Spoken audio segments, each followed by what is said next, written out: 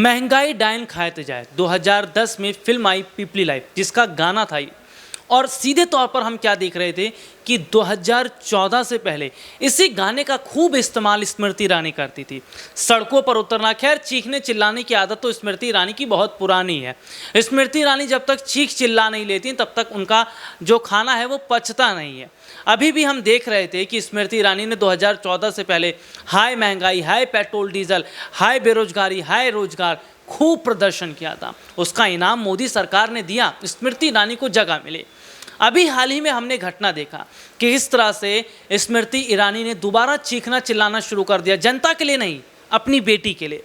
बेटी जो फंस गई थी, जॉयस ईरानी, जिसका काला सच गोवा में खिला हुआ है, बार जो चला रही थी जिसका लाइसेंस तक नहीं था, और तो और हमने देखा कि उस बार के नाम पर करोड़ों अरबों रुपए कमाए जा रहे थे। जी हाँ, हर दिन कमाई हो रही थी।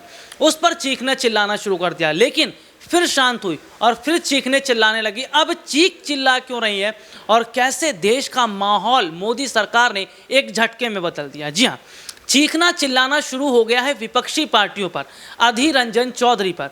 हाल ही में खबर सामने आई है कांग्रेस पार्टी के दिग्गज नेता अधीर रंजन चौधरी, जिनकी जुबान बस फिसल गई है। जाहिर सी बात है, नेता बयानबाजी करते हैं और कहीं ना कहीं जुबान फिसल ही जाती है। अधीर रंजन चौधरी से कुछ सवाल पूछे जा रहे थे जिनमें वो बार बार राष्ट्रपति तो कह रहे थे, लेकिन गलती से उनके मुंह से एक बार निकल गया, जी हाँ, गलती से एक बार उनके मुंह से निकल गया राष्ट्र की पत्नी। राष्ट्र की पत्नी को देश के मुद्दों पर बात करनी चाहिए, विपक्ष पर बात करनी चाहिए। छोटी सी ये बात कैसे आज मीडिया में पूरी तरह मिर्च मसाला लेकर नेशनल मीडिया ने परोसना शुरू कर दिया। भाई देखते ही देखते संसद में हो हल्ला मच गया। संसद में स्मृति ईरानी ने जो महिलाओं के साथ मोर्चा खोला, इस सोनिया गांधी माफ़ी मांगो, सोनिया गांधी माफ़ी मांगो, अधीर रंजन माफ़ी मांगो। ऐसे में सवाल तो ये खड़ा हो रहा है कि क्या माफ़ी प्रधानमंत्री नरेंद्र मोदी को नहीं मांगनी चाहिए, स्मृति ईरानी को नहीं मांगनी चाहिए? सोनिया गांधी से माफ़ी मंगवाने वाली स्मृति ईरानी, इन्हें यह नहीं पता है कि प्रधानमंत्री नरेंद्र मोदी, जिन्होंने कहा कि हर गरीब के खाते में 15 लाख आएंगे, क्या गरीब के खाते में आए? उन्होंने कहा कि 4.5 लाख आएंगे। खुद प्रधानमंत्री नरेंद्र मोदी के ये शब्द थे। उनका कहना था कि बैंकों में जितना काला धन छुपा हुआ है, अगर वो बाहर आ गया और अगर वो हर गरीब को मिला तो 4.5 लाख तो ऐसे ही मिल जाएंगे। क्या उस गरीब को मिले? आगे बढ़ लेते हैं। बात हम यहाँ पर यह भी करेंगे कि किस तरह से देखा जा रहा है कि प्रधानमंत्री नरेंद्र मोदी ने एक के बाद एक कई झूठ बोले, और झूठ बकायदा दिखता नजर आ रहा है। जो सरकार ये कहती थी कि दूध दही पर क्या टैक्स लगाया जाए, उसी सरकार ने दूध और दही पर टैक्स लगा दिया। जो सरकार ये कहती थी कि पेट्रोल डीजल तो कांग्रेस के टाइम पर महंगा है, उन्होंने ही पेट्रोल डीजल की कीमतों को आगे बढ़ा दिया। यहाँ पर हम देख रहे हैं कि पूरा झूठ का पुलिंदा जो मोदी सरकार ने बुना और किस तरह से स्मृति ईरानी आज उसको लीड कर रही है। चलिए आपको दिखाते हैं किस तरह से स्मृति ईरानी ने अधीर रंजन चौधरी को घेरा, और ये भी दिखाएंगे कि अधीर रंजन चौधरी ने अपनी सफाई में क्या कुछ कहा। पहले स्मृति ईरानी को सुनिए।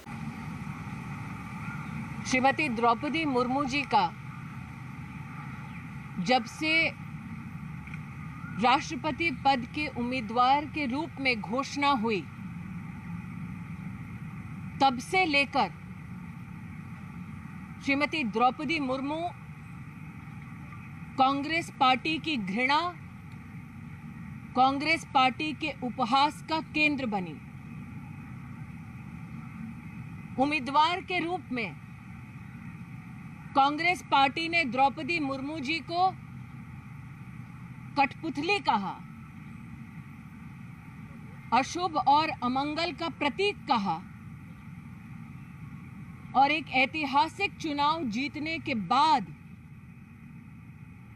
कांग्रेस आज भी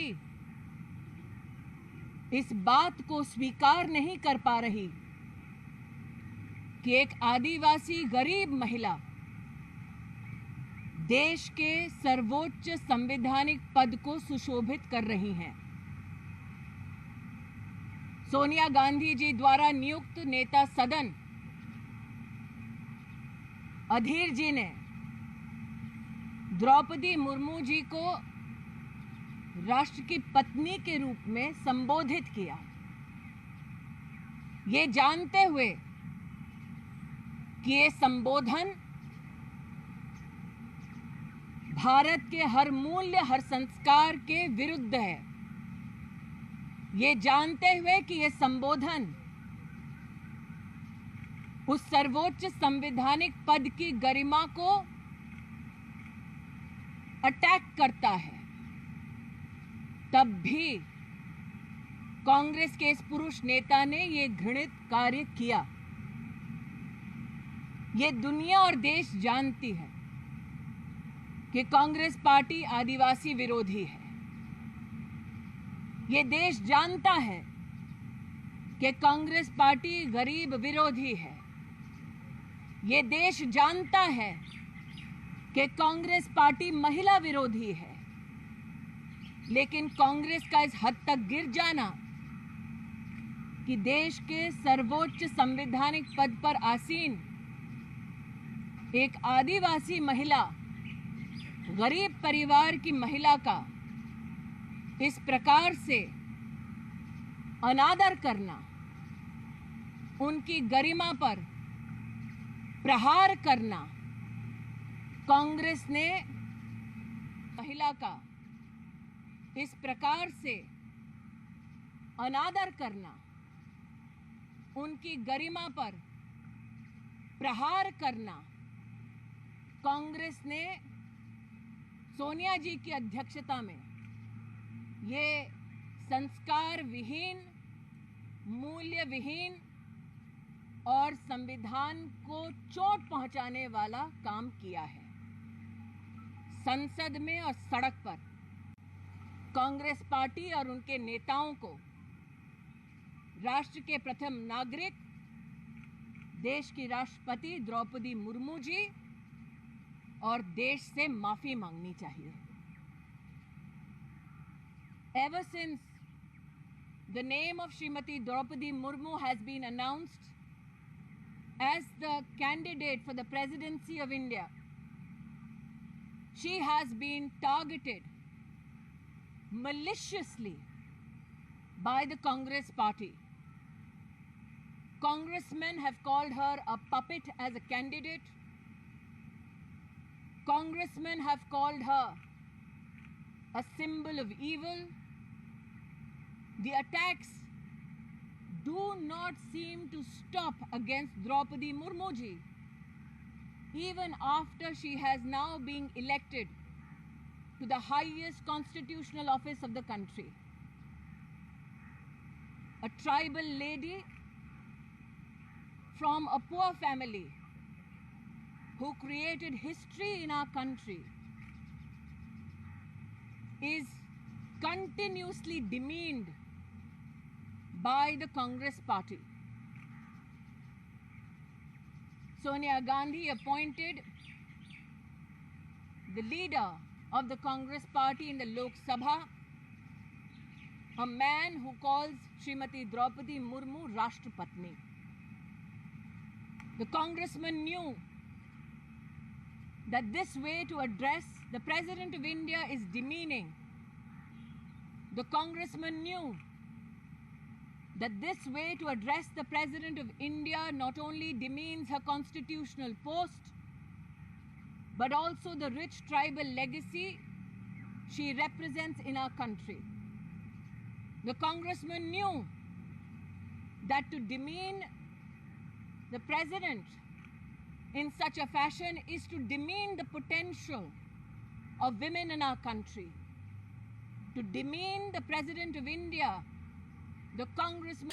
तो देखा आपने स्मृति ईरानी ने क्या कुछ कहा। दरअसल सीधे तौर पर देखा जा रहा है कि एक छोटी सी बात का, यानी कि तिल का ताड़ बना देना, ये बहुत पुराना मुहावरा है और ये आदत है कौन बीजेपी की कि तिल का जो है ताड़ बना दिया जाता है। स्मृति ईरानी अपनी बेटी को लगातार बचाती चली जा रही है। जॉयस ईरानी का जो काला चिट्ठा निकलकर सामने आया है, ऐसे में सीधे तौर पर देखा जा रहा है कि आज मौजूदा समय के अंदर जॉयस ईरानी को बचाने की कोशिश तो की जा रही है, लेकिन जनता के सामने सच है, विपक्ष सच जानता है और इस तरह से चीख चिल्लाकर संसद में हो हल्ला करके सरकार महिलाओं की बहुत ज़्यादा नुमाइंदगी कर रही है। लेकिन मोदी सरकार ने महिलाओं के लिए कितने जो है काम कर दिए हैं, कितना जो है उन्होंने महिलाओं को आगे बढ़ा दिया है। 2014 से 22 तक की रिपोर्ट आप उठाकर देख लीजिए, महिलाओं के लिए ज़्यादा कुछ नहीं किया, खुद स्मृति ईरानी ने कुछ नहीं किया। एक वीडियो आपको दिखाते हैं, अधीर रंजन चौधरी ने अपनी सफाई में क्या कुछ कहा है, देखिए वीडियो। देखिए, हिंदुस्तान की राष्ट्रपति तो जो भी हो, चाहे कोई ब्राह्मण हो, चाहे कोई आदिवासी हो, हमारे लिए राष्ट्रपति राष्ट्रपति होते हैं। हमारे लिए सम्मान और श्रद्धा का एक पद होते हैं। कल हम लोग जब विजय चौक में आंदोलनरत थे, उस समय कोई पत्रकारों ने पूछा, आप लोग कहाँ जाने का कोशिश कर रहे हैं?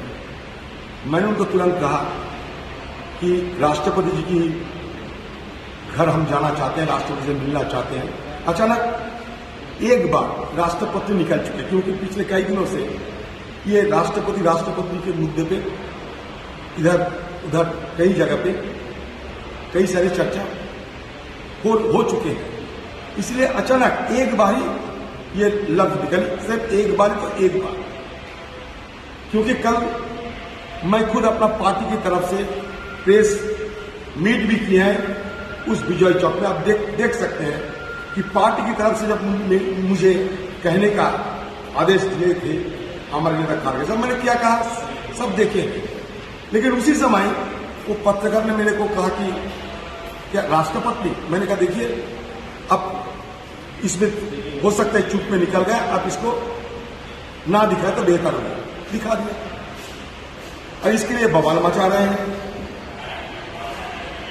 मेरी चूक हुई है सिर्फ एक बार और लफ्ज, क्योंकि एक लफ्ज में मैंने अचानक राष्ट्रपति से राष्ट्रपति निकल दिया, और इसके लिए बवाल करना ये बड़ा ताजुब लगते हैं। बड़ा ताजुब इसलिए लगते हैं कि जब बीजेपी पार्टी के पास कोई हमारे खिलाफ बोलने की कुछ नहीं है, तब ये ढूंढते हैं कहीं के कोई मसला ढूंढते हैं और इसको ये बहाना बना के simply the issue is blowing out of proportion, they are making mountain out of a mole hill by default only once. तो देखा आपने ये पूरी खबर, जिसमें विस्तार से देखा जा रहा है कि आज मौजूदा समय के अंदर विपक्ष जो सच्चाई के साथ खड़ा है, विपक्ष जो महंगाई की बात करता है, जो रोजगार की बात करता है, शिक्षा की बात करता है, स्वास्थ्य की बात करता है, उस विपक्ष को दबाने का, तोड़ने का काम कैसे सत्ता पक्ष ने किया। लेकिन यहाँ पर हम देख रहे हैं कि अगर जनता नहीं समझी और जनता मोदी सरकार का खेल नहीं समझी तो कितना बड़ा आने वाले समय में जनता को नुकसान होगा। यही स्मृति ईरानी, जिन्होंने ना जाने सोनिया गांधी को क्या क्या कहा, मोदी सरकार के तमाम बड़े मंत्रियों ने गांधी परिवार का अपमान किया, तब अपमान नहीं था, तब तो माफ़ी नहीं मांगी गई है। क्या कभी प्रधानमंत्री नरेंद्र मोदी ने माफ़ी मांगी है? कोरोना के वक्त में इतने सारे लोग मर गए बिना ऑक्सीजन के, क्या प्रधानमंत्री नरेंद्र मोदी ने कभी माफ़ी मांगी?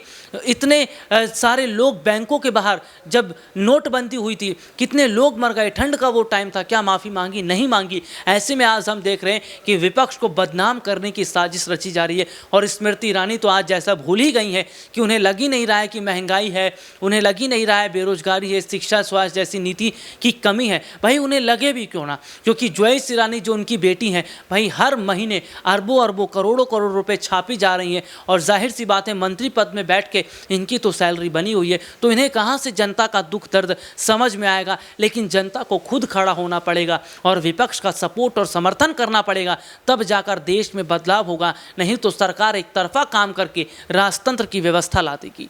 आज के लिए इतना ही, आपसे फिर दोबारा मुलाकात होगी, तब तक के लिए इजाज़त दीजिए। नमस्कार।